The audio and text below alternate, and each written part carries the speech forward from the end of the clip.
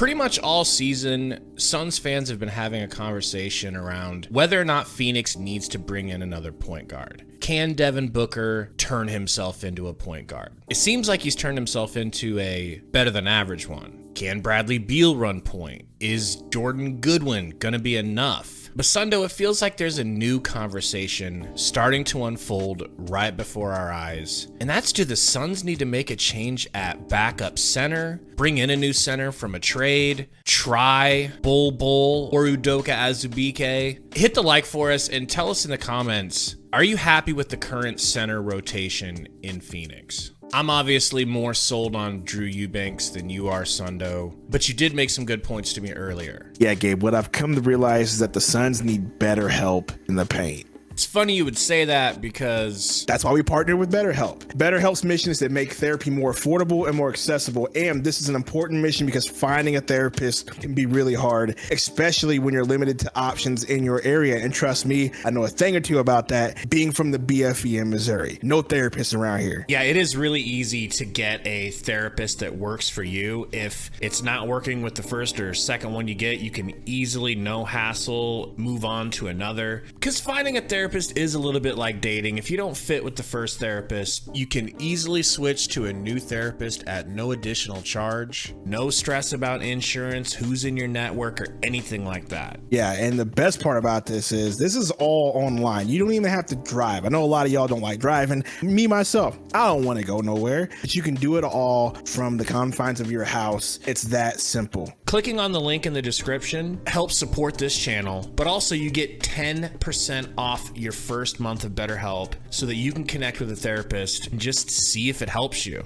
They'll pull up a little questionnaire. You just fill out a few questions. They'll get you paired up with a therapist right away. So go ahead and hit that link in the description and go find yourself a therapist today. Shout out to BetterHelp for supporting this channel. Yeah, Gabe, as you said, we talked about a lot of things over the season so far. We talked about backup point guard. We talked about turnovers. There's a lot of problems with the Suns team. It seems they're having some issues gelling in the beginning of the season. That we got to remember that the team is basically brand new minus Kevin Durant and Devin Booker, and even Durant got here as of the middle of the season last year. So he's basically brand new as well. So there's a lot of chemistry issues, but despite the point guard stuff and the turnover things, the one thing that I notice is giving them second chance points on offensive rebounds, specifically when Nurkic is not in the game. I've seen enough of Drew Eubanks to know he is capable of rebounding, but he does get bullied in the paint, especially against opponents in our own conference, i.e. watch the Lakers game. Anthony Davis just was bullying him around. And so it got me thinking, I know you're a Drew Eubanks fan. I do like Drew Eubanks myself, but I think Drew Eubanks is kind of in a tweener place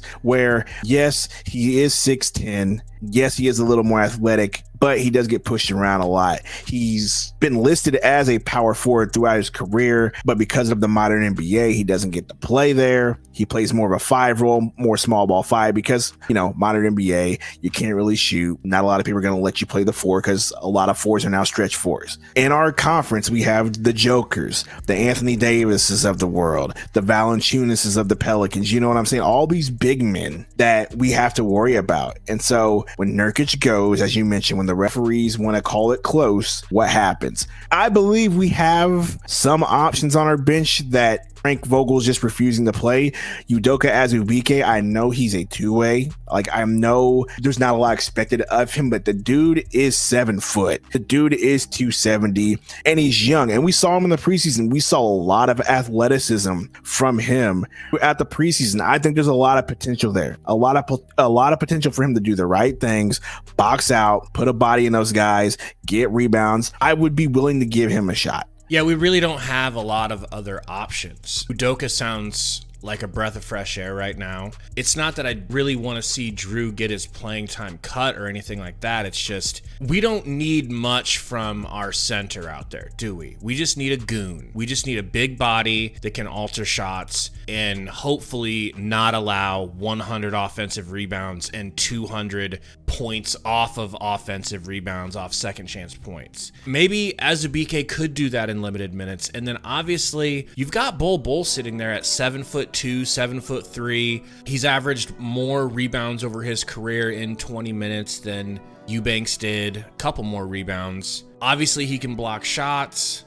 Something must be going on in practice. He obviously doesn't practice well. Obviously, Frank doesn't trust him. But we gave up campaign. And I know that that's not a big deal to some people, but I would definitely argue that having campaign would put the Suns in a better position than they are right now at the backup point guard position. He could back up Jordan Goodwin or he could play in front of him. Either way, the depth would be very nice, considering Bradley Beal stays injured, Devin Booker gets injured, and campaign was always one of those connectors, one of those glue guys, at least in the locker room, and he knew how to orchestrate an offense. So you give him up for Bol Bol, and then you refuse to ever play Bol Bol. It doesn't make sense. I'm not saying I'm champing at the bit to watch Bol Bol go out there and try to guard Joker, but you got to try something. I mean, I'm willing to watch Bol Bol for 2 or 3 minutes to see how he does. You know what I mean? Like I'm willing to see that. My only issue and concern with Bol Bol is weight. Yeah, he's 7'2". Yeah, he's athletic. Yeah, he can handle the rock and shoot some threes. But, you know, what we're calling for, you know, I don't know